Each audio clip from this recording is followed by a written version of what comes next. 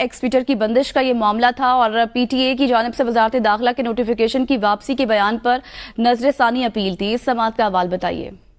جی بالکل، Sindh high court میں x Twitter کی بندش کے یہ معاملے پر پی ٹی اے کی جانب سے وزارت داخلہ کے نوٹیفیکیشن کی واپسی کے بیان پر نظر ثانی کی اپیل جمع کروائی گئی تھی، جس پر سماعت ہوئی ہے.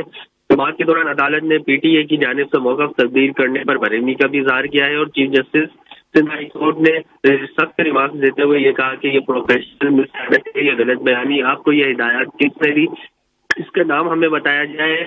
چیف جسٹس نے ریمارکس میں یہ بھی کہا کہ ہدایات جاری ہوگی، لیکن بہت شکریہ سید علی حسن، آپ تفصیلاً اپڈیٹ کر رہے تھے دونوں معاملات پر. جی بالکل، سندھ ہائی کورٹ میں ایکس ٹویٹر کی بندش کے یہ معاملے پر پی ٹی اے کی جانب سے وزارت داخلہ کے نوٹیفیکیشن کی واپسی کے بیان پر نظر ثانی کی اپیل جمع کروائی گئی تھی، جس پر سماعت ہوئی ہے.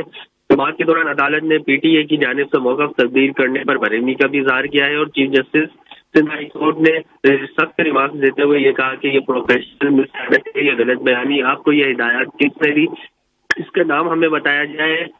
چیف جسٹس نے ریمارکس میں یہ بھی کہا کہ ہدایات جاری ہوگی، لیکن بہت شکریہ سید علی حسن، آپ تفصیلاً اپڈیٹ کر رہے تھے دونوں معاملات پر.